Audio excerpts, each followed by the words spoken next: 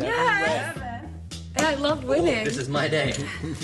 Gambling's an excellent example of how we can understand how people make decisions.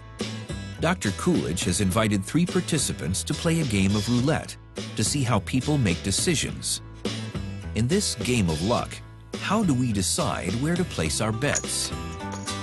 When you're watching people gamble, you can hear them even say, I know this is not rational, or I know this is not reasonable, but I have this feeling. And that's why psychologists love to study gambling. 8. It's gonna be 8 this time, just so y'all know. One of the participants put her money on number 8, and she kept putting it on 8, still knowing that there was a minimal chance that 8 would come up. Though her odds are only 1 in 38 for each spin of the wheel, she sticks with her gut feeling.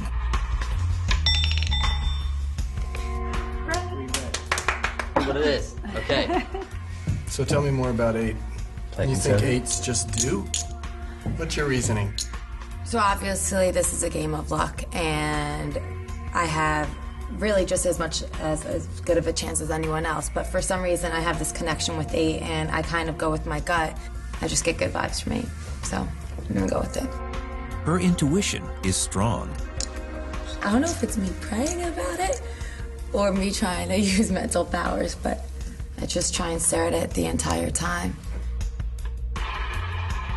When asked, she said, well, the reason it's not coming up is I'm not focusing hard enough.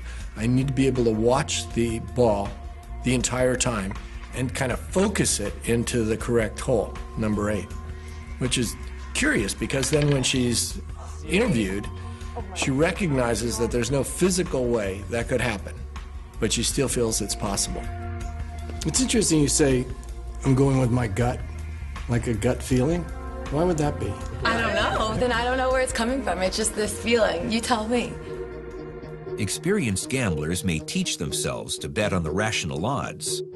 But Dr. Coolidge's experiment reveals that our brains are naturally rooted in irrational instincts.